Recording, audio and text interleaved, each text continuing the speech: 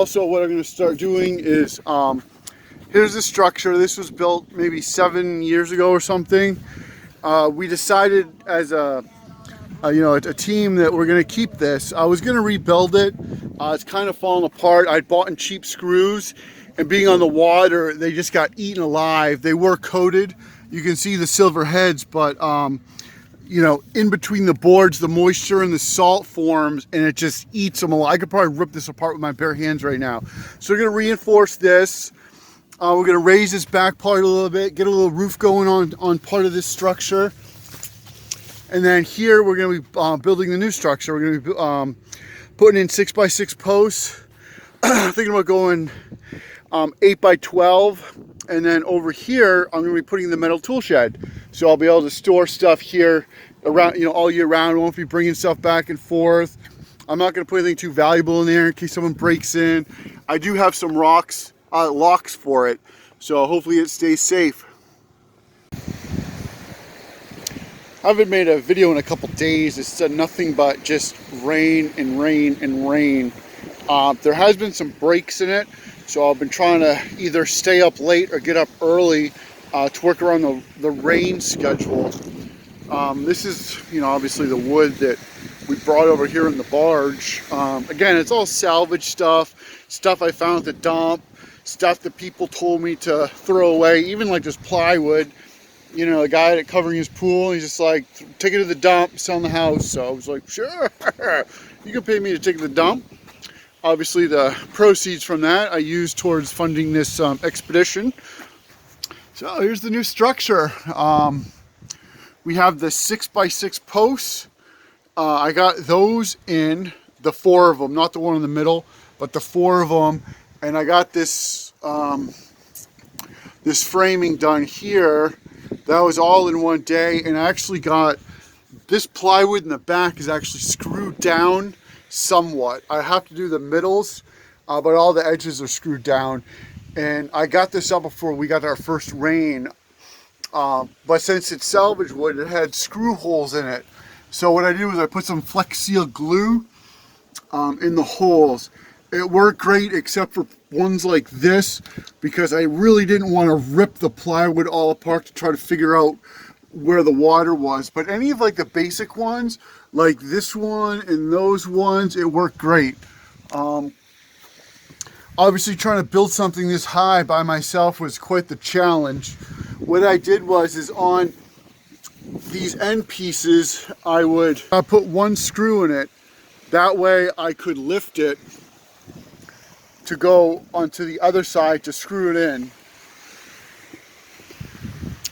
This structure isn't, it's not perfectly square or whatever, but I mean, honestly, it doesn't really matter. We're out here in an island, kind of misting out a little bit. So this is the platform for the tool shed. I started this yesterday, probably from 4 to 10. I started it. I've been working on it this morning too. What I'm doing is I'm trying to really reinforce it now that I'm totally distracted. So when you're building something like this, what I did is I screwed these boards, these 2x6s underneath it to hold the end here, so I could stick the board up on this side and then screw it on that side, and then come back and screw this side on. And then I'll just end up taking these boards off because they're not pressure treated. Instead of putting metal brackets on these, they're supposed to have metal brackets by code, but I think I might instead run a piece of wood underneath it with maybe another support post in the middle. So you don't need a 2x12 for putting up a tool shed, but out here I'm limited on what I have for boards. So I needed 10 footers for this, because the shed is a little over 10 feet, I just found out. So I got to kind of scab onto the end, but and it's 8 feet wide, and I didn't have a lot of 8-foot boards, so I ran a middle board. That way I can use shorter pieces that I actually have, instead of trying to screw boards together to make them longer, because there's a joke in the construction field about asking the noobs to go grab a board stretcher out of the trailer, and you want to get the red one, not the blue one. It's kind of an ongoing joke we have. But again, I dug down pretty deep for these posts, backfilled. It seems pretty sturdy. So this is about where I'm at right now. What I want to do is kind of build from that post there, kind of out and around to kind of hide it, because I don't want, I don't want to have like this big eyesore metal shed kind of in the way or whatever. So, and I just put up these other boards, with plywood up on top here, just try to keep the rain out. I gotta finish framing this part in and doing some extra reinforcements. I put this piece up here to kind of block the wind and the rain coming in. And I just threw another one on top of the other shelter just to kind of have a dry place to sit so I can keep plugging along. Okay, well, back to the structure here. We got some pressure plywood up on this side. I haven't decided if this is going to be temporary or permanent yet. Just trying to block the northeast wind. It was whipping in here pretty hard the other day. Now we're faced with Elsa coming in 2 days, and tomorrow looks like mostly rain. So Duty and I built this platform for the metal tool shed, and holy crap, those things are built cheaply. Like, we really struggled to attempt to put the walls up. There was barely any wind, and they're flopping all over the place. And it's basically like, it says 2 people to put it together, but all 4 corners are just wall panels that go up individual, and then you put the top track around, which is basically this thin, cheap, flimsy metal here. So I was getting super frustrated with it. The wind kept picking up and actually bent one of the walls, and I don't suggest putting these metal arrow tool sheds anywhere near open waterways and stuff. I did get a chance to get the roof on. It's kind of like an ice and water shield, but it's white, and it's kind of a little bit textured. So it's actually pretty good stuff. The guy at Home Depot said it's actually sun treated too, which ice and water shield isn't. So hopefully this stuff really makes this roof waterproof. That'd be pretty sweet. I'm thinking about trying to utilize this beautiful platform I built that now we don't need for the tool shed, to kind of come up with like a little, I don't know, like maybe like an 8x8 or a 6x8 or something by something structure here. The reason why I don't know the dimensions is because I'm limited on what wood I have left. I got that full sheet of plywood. I got 3 pieces that are a little bit less than half. I got 1 on the roof, and I got 2 more out in the sand. So it's not really, I really can't build something big here. I thought about, just completely giving up on the metal tool shed, instead of, maybe next summer I could bring out some wood and set it up on top of the island, where it's not so windy, and see how that goes. After we got the remnants of Elsa that went by, we got about 3 inches of rain here.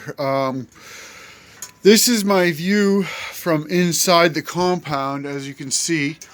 It's not quite finished. I want to add some more like cross pieces in between them and reinforce, double them up, and I don't know, I'm going to go absolutely crazy with it. I'm trying to build this hurricane proof.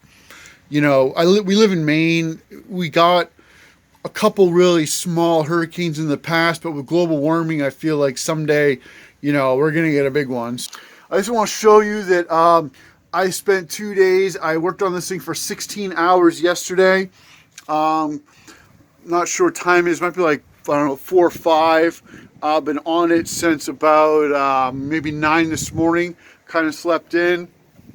It's kind of dark in here, but as you can see, this is my, legally, this is my garden shed. And then this is my tree fort.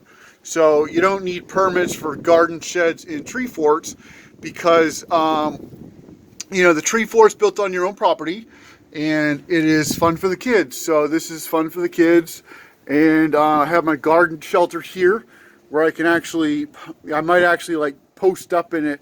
It's also kind of like an island quarter thing, what I did was this got complicated because the metal tool shed didn't work, so it's very limited what I had for boards and stuff. So I kind of was creative with this. I had enough to actually cover the whole thing.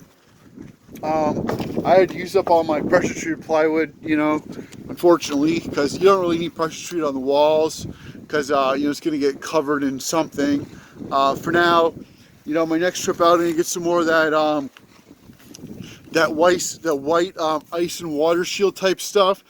Is actually a lot cheaper, but I actually made a great platform. Plus, it's white, so it kind of reflects the sun too. It doesn't get absorbed. Like you can see, the ice and water shield up there is black, super sticky, but it's not really. It gets so friggin' hot and like cooks itself. So it's gonna be nice to have some more of this white stuff here. It's about $50 a roll.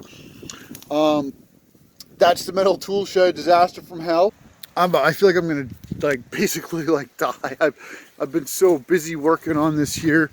Elsa, my tent got some water in it, so unfortunately a lot of my oatmeal got wet. So I'm gonna feed the fish with it. But coming up here, we got all this, and just kind of stepping back. I really want to show you what this whole thing looks like. I mean, it looks so cool. Let me try to zoom in. It's got that old board up there, but that floated up last year. It's a great piece. I'll probably cover the ice and water shield with some like deck boards or something to kind of make it authentic, like my fence wall, my wind blocker I built. And the board on top there with a PVC pipe on it. Me and Duty found that on the other end of the island like last week. So this is my progress so far. I'll catch you next time.